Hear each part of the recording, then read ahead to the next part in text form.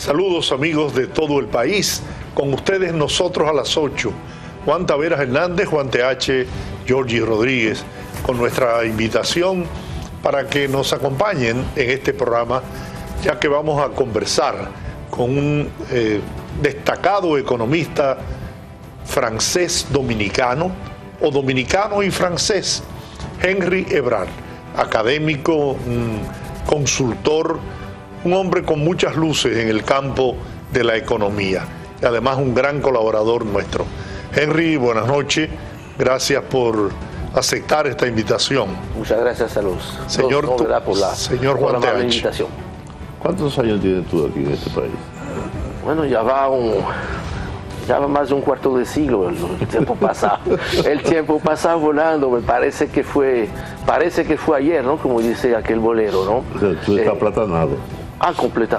Completamente, y en el mejor sentido de la palabra. Sí. Yo creo que una vez yo dije que yo estaba aplatanado y alguien me lo reclamó de que eso era una falta de respeto. No, ¿y por qué? Dice, no, la falta de respeto es usted. Si usted no respeta el plátano, no aprecia la nobleza del plátano, entonces usted se está faltando el respeto. ¿Qué significa? Sí. Hay mucha nobleza en el plátano. Y hablando de eso, ¿cómo está el país? ¿Cómo está la economía de este país? ¿Cómo tú la puedes valorar hoy día, en medio de esta crisis mundial, digamos? Claro. No, es interesante. Mira, no sé si yo tuviese la misma respuesta hace 6 meses atrás o dentro de 6 meses, pero tenemos que dar la respuesta de hoy, ahora. Hoy. No, definitivamente, mira, 2023 ha sido un año muy difícil, quizás después de la salida del COVID. 21, 22 fueron años de recuperación, donde de cierto modo era fácil exhibir, especialmente en el 21, ¿no? Resultados positivos, que tú te estabas comparando con probablemente lo que habrá sido uno de los peores, para no ser el peor año, ¿no? De la República Dominicana en la parte económica. Este año se esperaba, ¿verdad?, que hubiésemos tenido un crecimiento cercano a lo que siempre tenemos, alrededor de un 5%, y realmente no fue así. Durante el primer semestre la economía apenas creció 1.2%, que eso es una cifra que quizás para otros países puede ser más o menos regular. En el caso de la República Dominicana no es una cifra buena, y de cierto modo es lo que ha obligado a las autoridades cambiar un poco, ¿no? El rumbo de esas políticas muy astringentes en la parte monetaria, subir tasas de interés, restricción de la liquidez, porque había que enfrentar el tema de la inflación. Resultado de esto, se desplomó el principal sector de la economía, que es el sector de la construcción, que básicamente en todos los países del mundo, si no va el sector de la construcción, la economía no va. Yo recuerdo de chiquito, cuando yo vivía todavía en Francia, el general de Gaulle mencionaba: cuando el bâtiment va, tú vas. Cuando va la construcción, todo va bien. Y eso es cierto también en la República Dominicana, porque si va la construcción, va la manufactura, va la minería, va el transporte, va el comercio, va la gente que transporta a los trabajadores, los que hacen la comida, va el sector financiero, arrastra. Tiene un efecto multiplicador. No era fortuito esa política de varilla y cemento que implementó Joaquín Balaguer cuando fue presidente. Sí, sabía yo que iba a salir Balaguer. Sí, pero ahí donde es interesante, pero qué interesante, porque esa es una buena ilustración de que cuánto ha cambiado, se ha transformado la economía dominicana en los pasados 25 años. Que si bien es cierto que todavía la inversión pública en construcción es un tema fundamental, y que efectivamente durante, vamos a decir, la primera mitad de la administración actual se podía criticar, se la criticó con mucha razón, de que había cierta dificultad, cierta lentitud en ejecutar los presupuestos de gasto de capital. Ya no es el caso. De hecho, durante los primeros 8 meses del año ha sido un récord en cuanto a gasto de capital, pero eso ya no es suficiente para movilizar la construcción. Hoy en día el sector público apenas se representa un 30% del total del sector construcción.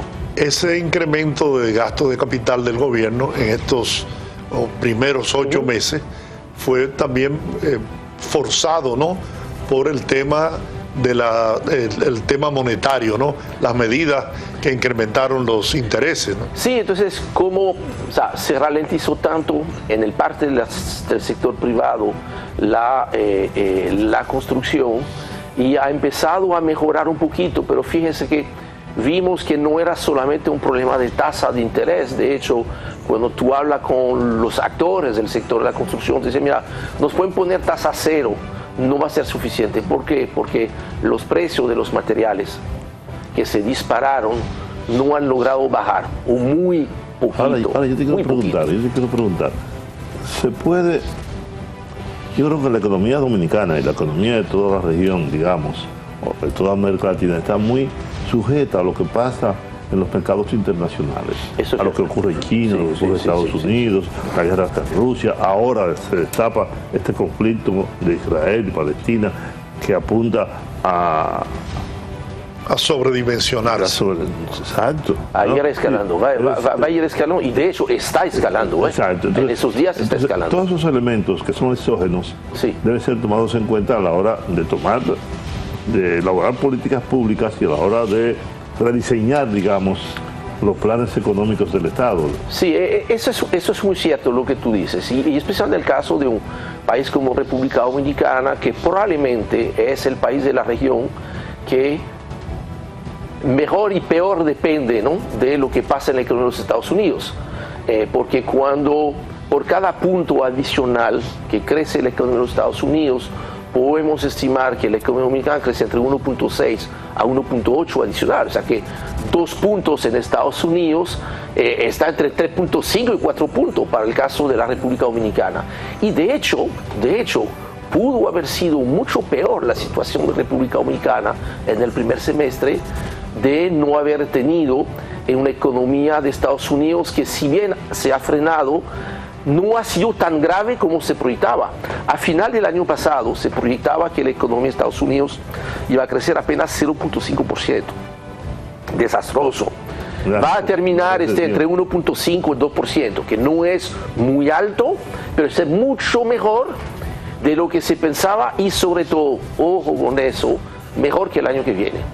El año que viene, de un punto de vista externo, en el caso de Estados Unidos, va a ser más difícil que este año. Entonces eso hay que tomarlo en cuenta. Ahora, a pesar de esto, fíjate que algo que también ayudó a la economía dominicana, y un buen termómetro de eso es el tipo de cambio.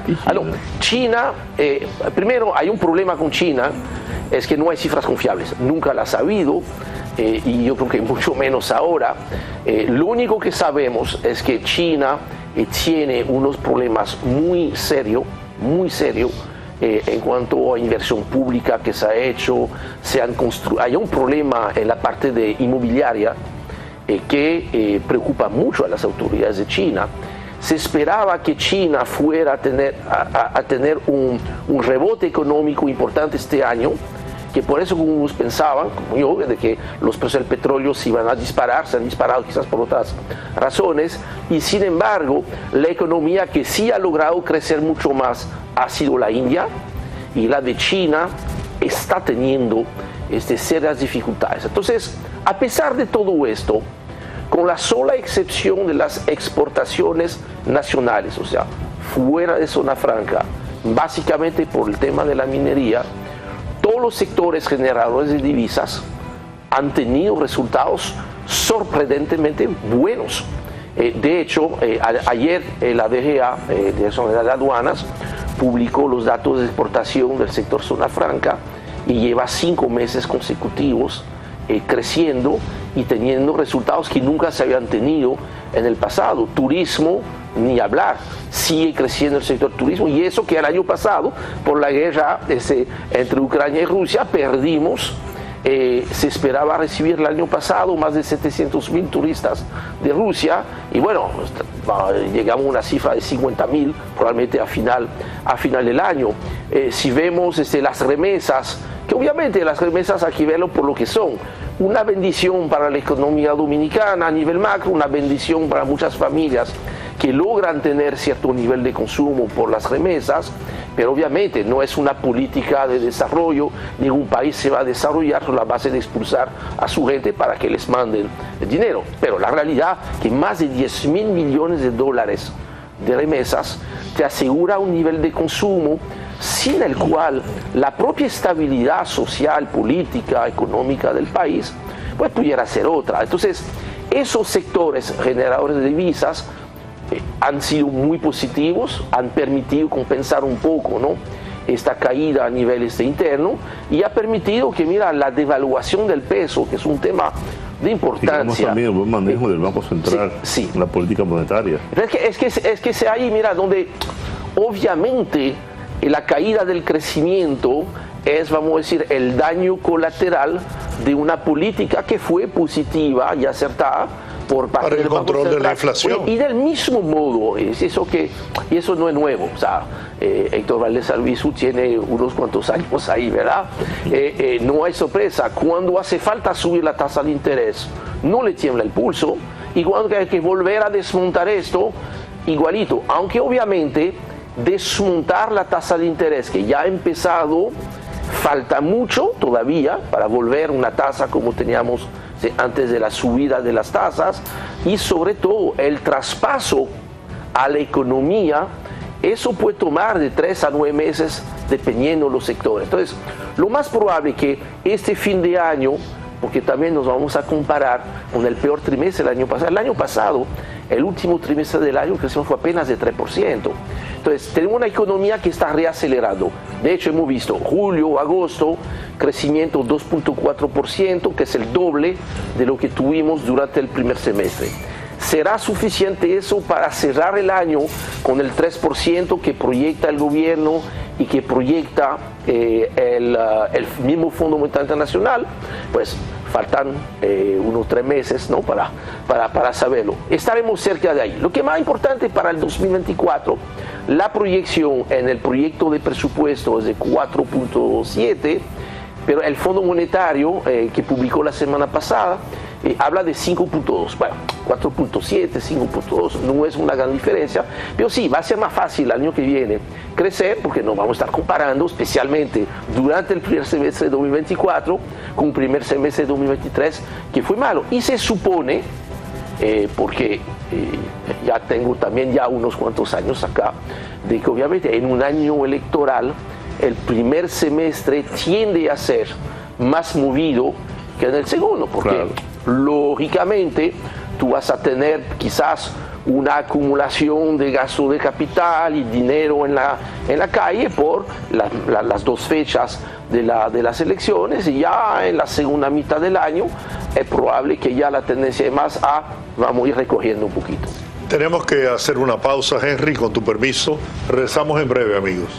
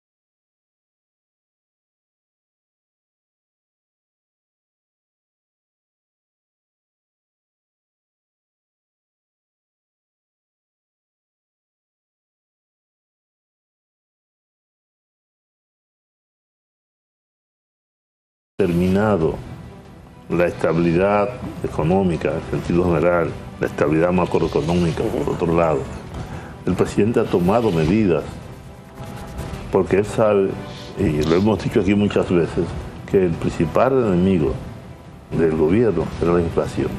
Así es. El líder de la oposición. Exactamente.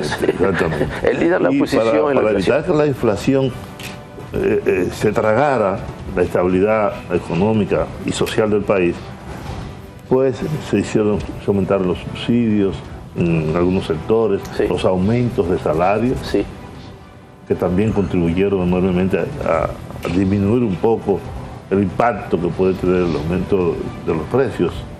¿Cómo tú valoras eso? Sí, primero yo creo que, y eso hay que reconocerlo, es más fácil ahora que quizás hace 3 años, pero lo que recibió el presidente Luis Abinader no es cualquier cosa. O sea, yo creo que él asumió en un momento difícil, sumamente difícil. Mira, la semana antes de las elecciones, las de julio, era la primera semana de julio cuando se votó para la presidencial y la congresual, la gente se olvidó, pero el dólar se cotizaba arriba de 58 pesos.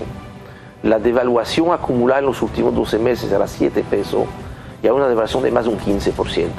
Y no aparecían los dólares. O sea, había una situación bastante tensa. En ese sentido, una primera decisión muy acertada, que de hecho fue una decisión parecida que tomó Leonel Fernández en el 2004, cuando regresa heredando una crisis terrible, fue anunciar Héctor Valdés Albizu se queda en el Banco Central, y eso yo creo que tranquilizó inmediatamente esta parte. Eso era importante. Después fue, y eso quizás esta triple condición, ¿no?, del señor presidente de ser a la vez economista, empresario, pero también político, ¿verdad?, de haber tomado una serie de decisiones que quizás en su propio entorno hay gente que adversaba esas decisiones.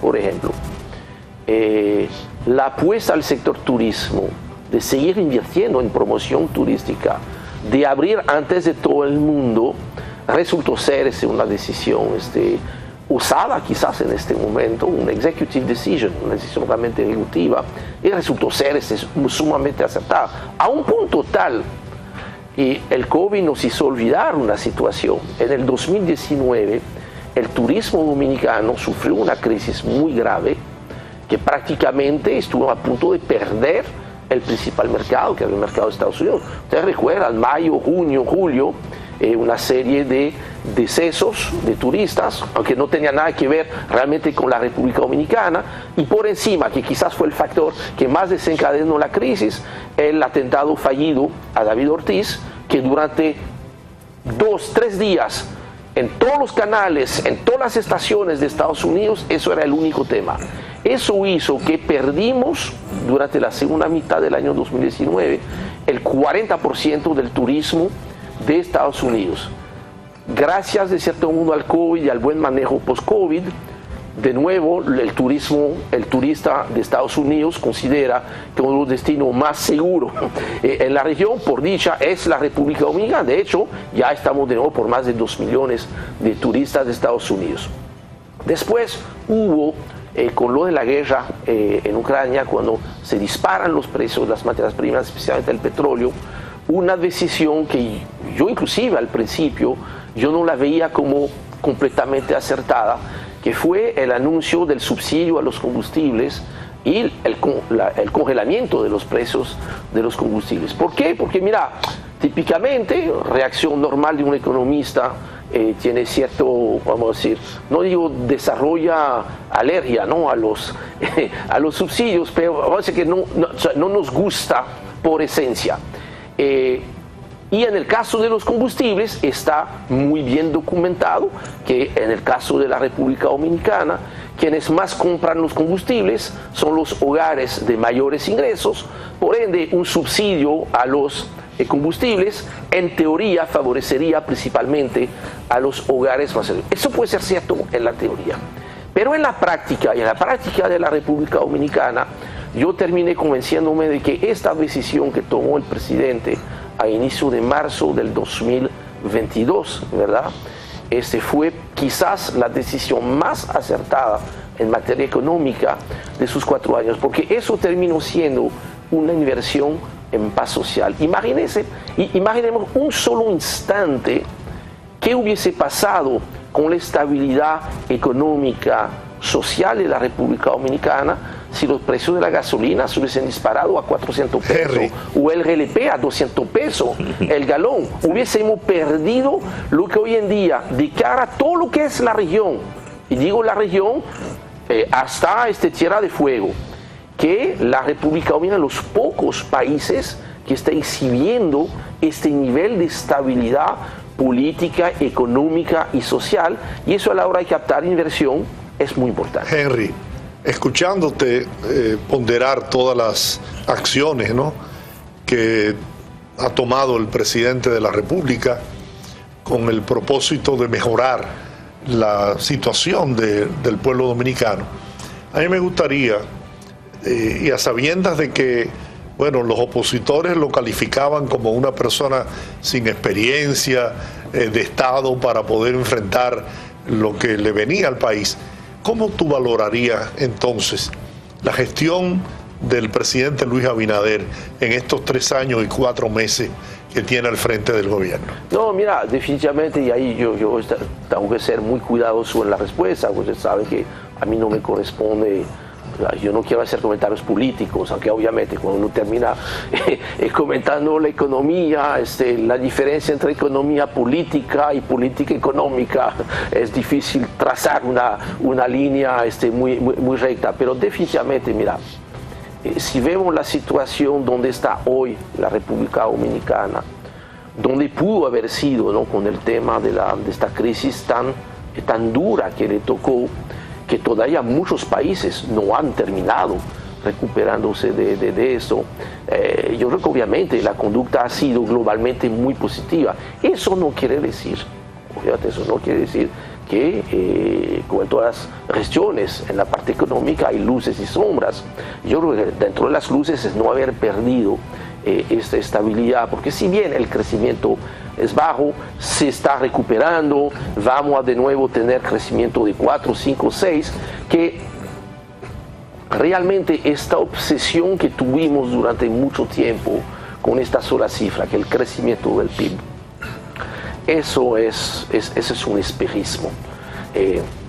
Más que tener una obsesión con el crecimiento económico, tenemos que cambiarlo, y eso yo creo un poco la esperanza con esas nuevas políticas. Esperamos ya de haber resuelto las crisis, ahora poder hablar de reformas, tener una obsesión con el desarrollo económico. Porque mira, crecer, volver, y yo recuerdo un discurso que dio el presidente en la UAS hace 2 años, y él decía, mira, volver al crecimiento económico que teníamos antes del COVID no es deseable, no es positivo, porque era un crecimiento que dejaba de lado a muchísima gente. Y de hecho, mira, aunque efectivamente ha habido un aumento de los salarios, no hay duda de que todavía, cuando tú comparas el costo de la canasta básica que mide el Banco Central para el quintil 1, el 20% de los hogares más pobres, estamos hablando de un poco más de 24.000 pesos. Cuando vemos lo que es el promedio de los salarios mínimos, no logra comprar el 70% de esta canasta, que es mejor que antes probablemente, pero para la gente que nos esté escuchando, que está en esta situación, bueno, sí, ha mejorado, pero todavía me falta mucho. Y en eso, pues, la inflación, especialmente la inflación en los alimentos, que sigue siendo un problema, nos muestra que necesitamos una serie de reformas, no solamente para crecer, porque la economía necesita crecer, pero para mejorar la situación de la gente. Definitivamente tenemos que bajar el costo de la comida. Y el otro tema muy oscuro, sin duda alguna, en la parte del sector eléctrico, el nivel de pérdidas que se están acumulando del lado de las distribuidoras, realmente es una situación que no ha podido mejorar, y eso yo creo que sigue siendo una tarea muy pendiente para República Dominicana. Tenemos que hacer dos pausas. Sí. Sin embargo, hay dos temas que llaman mi atención. Uno es el tema del endeudamiento. Sí. ¿Hasta dónde debemos preocuparnos por eso? Sí. Y el otro es la necesidad de una reforma fiscal. Ajá. Que se planteó, pero no se hizo por razones, yo digo, que coyunturales. Obvio, sí, sí. Tal vez ahora, si se produce el tema de la repostulación del presidente Luis Abinader, como no hay otra segunda, no hay manera de reelegirse, posiblemente sea necesaria, impostergable ahora, una reforma fiscal. De eso hablamos al regreso. Perfecto. Hacemos la pausa, mis amigos.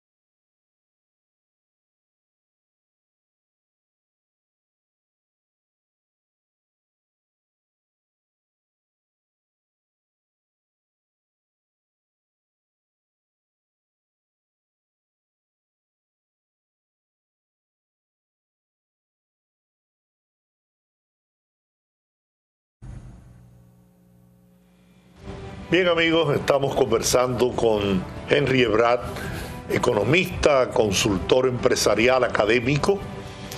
Henry, Juan dejó dos inquietudes, dos preguntas pendientes para analizarlas en este segmento. Yo quisiera agregar, después de que dé respuesta a esto, el tema de la inversión extranjera en el país y el calificativo, la calificación que el Departamento de Estado le da a la República Dominicana, que es muy positiva para nuestro país.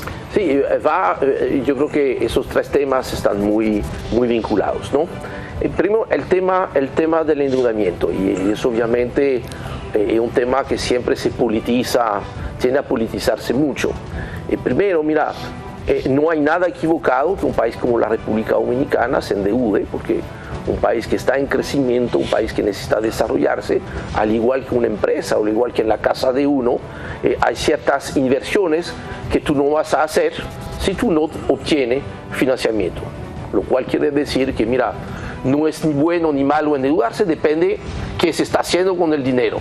Si tú pides un préstamo al banco para hacer de fiesta con los amigos, es probablemente menos positivo que si tú estás comprando un vehículo para ir a un trabajo donde te están pagando mejor. Bien, entonces en el caso de la República Dominicana, lo que está complicando la lectura del endeudamiento es lo que ha pasado con el COVID.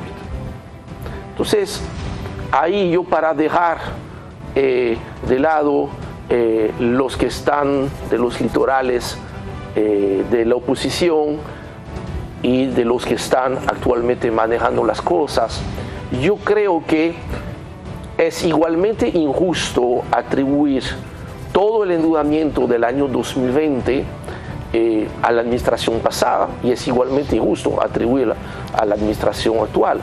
O sea que cuando se está contabilizando dentro del endeudamiento actual los más de 6.000 millones de dólares prácticamente que se tuvo que endeudar el país durante el 2020, yo considero que es completamente injusto, porque efectivamente lo primero que tuvo que hacer el actual gobierno entrante es hacer una tercera versión del presupuesto del 2020, porque no había el dinero para hacerle frente a los programas sociales que, fíjese, y eso también se fue una decisión acertada, una serie de políticas de apoyo a los hogares y a las empresas, fase 1, fase 2, para ti, quédate en casa, se mantuvieron, se continuaron, aunque no había el dinero en el presupuesto, eso costaba muchísimo dinero, y eso es lo que obligó efectivamente que en el propio mes de septiembre, apenas un mes después de haber entrado en el Palacio, pues ir en los mercados internacionales hasta buscar cerca de 4.000 millones de dólares. Entonces, ¿este no es de quién es? ¿Es de Danilo? ¿Es de Luis? No, es del país, es por el COVID. Entonces, eso dejámoslo aparte, no veamos el año 2020. De ahí adelante, mira, el manejo de la deuda ha sido muy parecido a lo que vimos antes. Tú tienes niveles de déficit fiscal que son de entre 3, 3.2 hasta 3.5% del PIB. Este déficit hay que financiarlo. ¿Con qué se está financiando? Con incremento de la deuda. Lo que sí ha habido, que yo creo que ahí la gestión del ministro de Hacienda fue muy exitosa, y quizás en la parte de comunicación, económica, esta administración quizás no sea tan eficiente como la administración anterior. Yo creo que eso siempre ha sido un tema de mucha discusión desde el principio.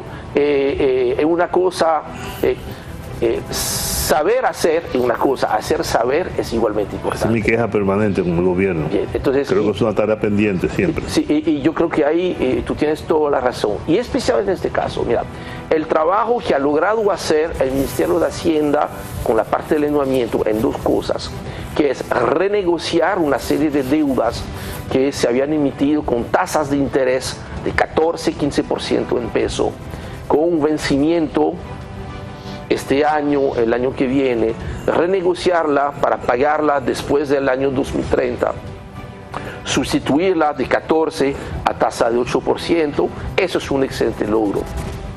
El logro que se ha logrado desde la Dirección General del Presupuesto, que parte de Hacienda, que es haber eliminado una práctica terrible que se había disparado en la administración anterior, que son esas deudas supuestamente administrativas que empezaron de 5.000 millones, terminaron hasta sumar 60.000 millones de pesos, que era básicamente una serie de gastos sin documentación, sin buenos soportes, sin buena justificación, y como no se registraban como gastos, se registraban el año siguiente como servicio de la deuda.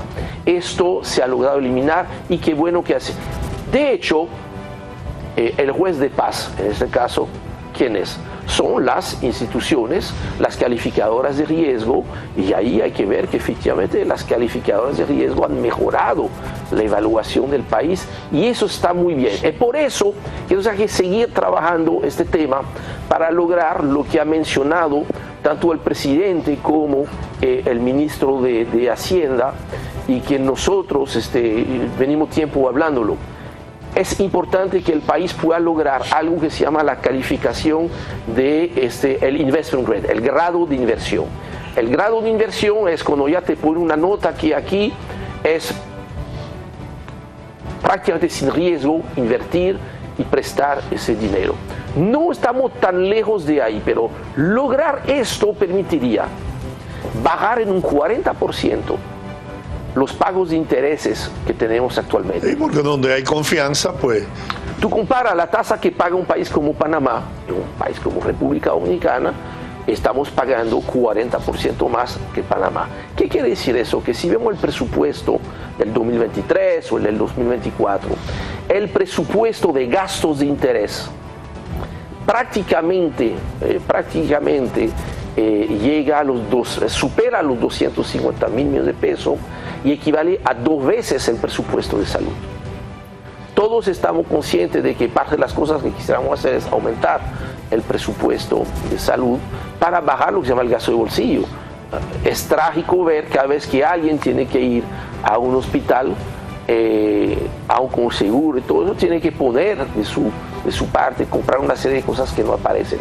Lograr bajar en un 40% el pago de intereses liberaría prácticamente 80.000 millones de pesos, que te serviría o bien para aumentar una serie de gastos que sí son necesarios, o bien o bajar entonces el déficit y bajar el endeudamiento. Lograr que el pago de intereses, que el servicio de la deuda baje del más de 40% de los ingresos de hoy a menos de 30%, cambiaría completamente. Para eso, pues sí, hace falta una reforma fiscal, no cualquier reforma fiscal, no una reforma fiscal subiendo tasas.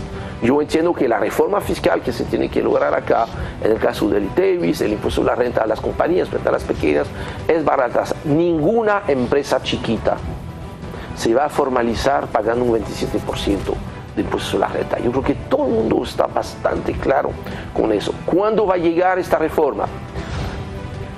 La mitad de la gente que tú vas a consultar te va a decir, bueno, esto va a ser con el presupuesto del año 2025. O sea que el que gane las elecciones repita la administración actual, vuelva uno que haya sido, o aparezca alguien que nunca fue presidente, tendrá que hacer esta y otras reformas parte del presupuesto 2025 o quizás antes.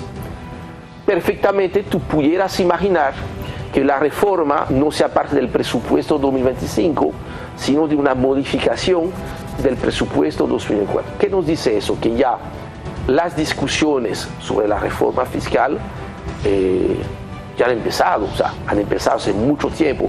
Hay que hacerlo, pero tiene que ser una reforma fiscal que permita incrementar los recursos al Estado. El Estado necesita gastar más y sobre todo gastar mejor. Pero gastar mejor solamente no va a ser suficiente frente a las necesidades que hay de aumentar gasto de salud, de aumentar el gasto de inversión, el gasto de capital demasiado bajo. Ahora, si esta reforma fiscal es como antes, aumentar tasas, eso va a ser la autopista para el desastre. Ahora hay que tratar de que no pase lo que ocurrió en Colombia, por ejemplo. Que el intento de una reforma fiscal provocar una explosión social. Es que es el tema. Y recordemos que, de hecho, ustedes recuerdan que una de las decisiones que tuvo que tomar el presidente, quizás por mala comunicación, porque fíjense, las medidas que se iban a tomar en este pequeño ajuste impositivo en el año 2020 no va a afectar a los hogares más pobres y va a afectar más bien a los hogares de quintil 4, quintil 5. Una mala comunicación obligó al presidente a hacer lo que era lo correcto, retirar este proyecto. Hubo que negociar con el sector minero y con el sector banquero nuevamente, que adelante es una serie de ingresos, lo que permitió resolver el tema. Pero yo creo que efectivamente esta vez hay que tener una reforma fiscal importante, hay que tener una reforma de la seguridad social, el tema de las pensiones no espera más. No es dentro de 10 años cuando la gente empieza a pensionarse y va a descubrir lo que ya sabe de que no le va a alcanzar. Hay que hacer una serie de modificaciones importantes y yo creo que es más fácil llevar a cabo esas reformas de manera integral, porque entonces es más fácil llevar a cabo negociaciones. Mira, te doy eso, te quito eso, bueno, está bien, no me quita eso, tú me estás dando eso, vamos a tener una mejor repartición.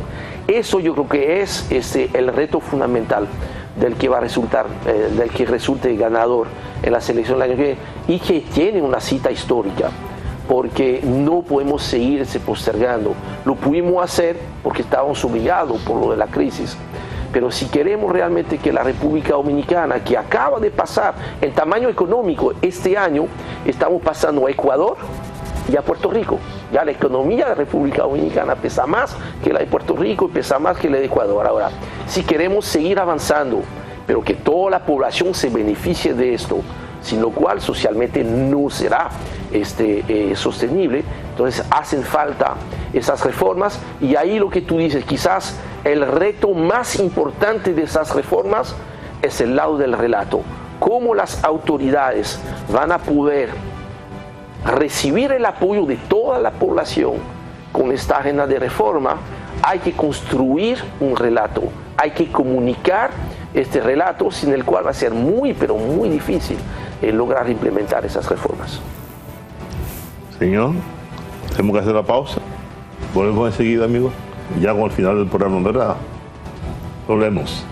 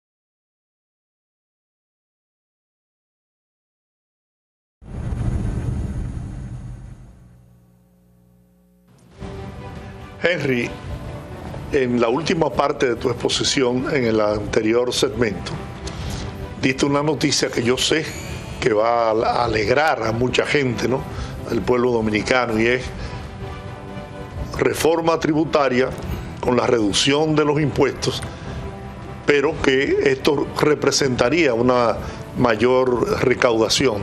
Sería interesante que pudieras explicar eso. Sí, primero no hay duda de que si hay un solo objetivo para esta reforma fiscal es claramente recaudar más.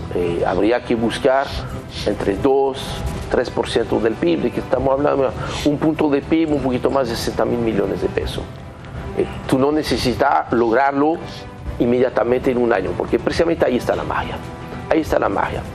En el caso del impuesto sobre la renta a las empresas, ¿cuál es la situación? Hoy en día tenemos una economía dominicana donde 2 de cada 3 empleos en el sector privado son informales.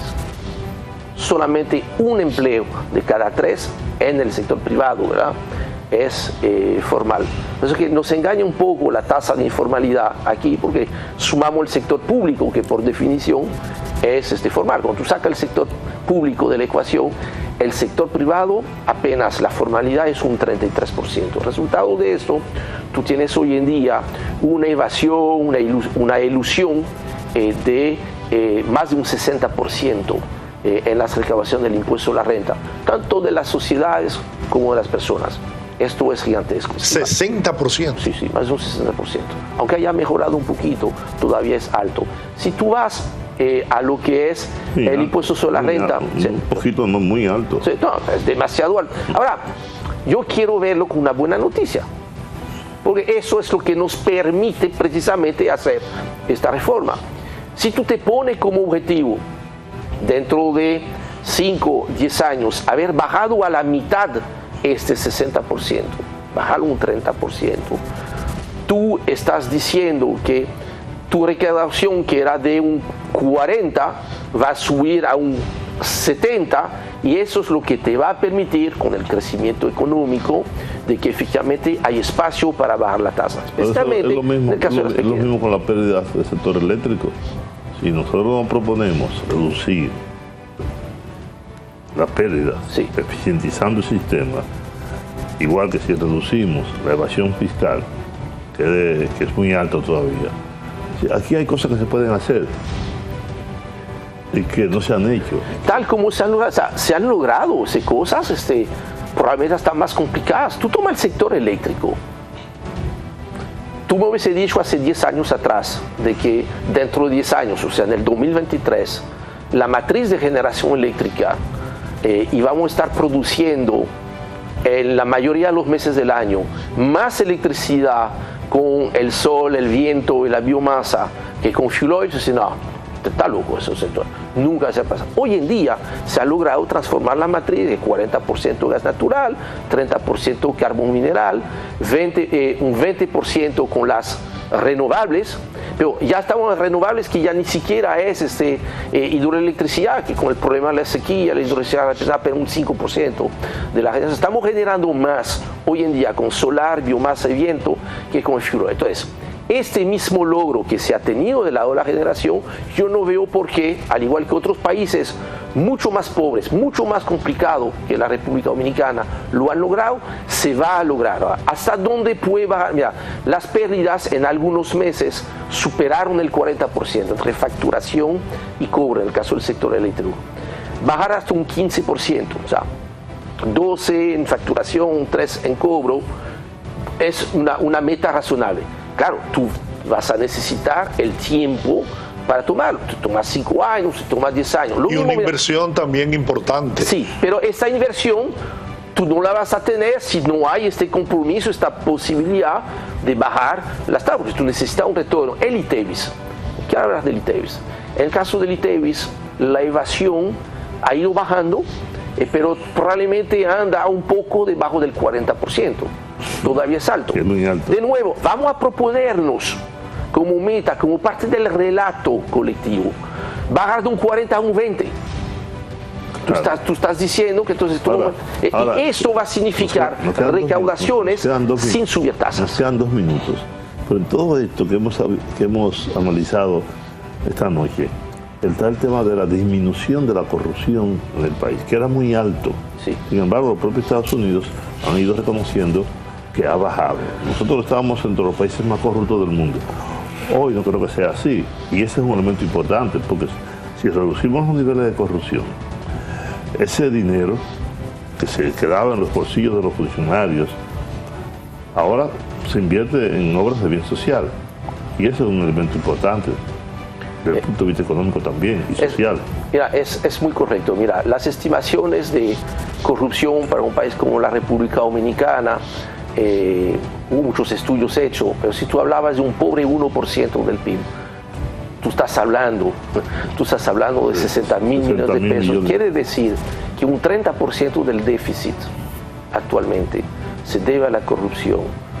Probablemente una mitad del endeudamiento que está acumulando la República Dominicana y esos intereses que se están pagando cada año, esos intereses es el costo que implica este cáncer que significa la corrupción en las cuentas del país. Esto ha hecho de que efectivamente, mira, al tener este mayor déficit, un mayor endeudamiento, en gran parte del endeudamiento se debe a eso la corrupción. Sí, ha bajado, tiene que seguir bajando y todo eso tiene que ser parte de este relato. Eso yo creo que eso es el gran desafío de las próximas autoridades. Gane quien gane, va a tener este mismo reto frente a la historia. Es una buena oportunidad. Claro que sí. Bien. Bueno, gracias Henry por esta interesante conversación, orientadora por demás. Buen expositor. Excelente. Señores, a ustedes muchas gracias.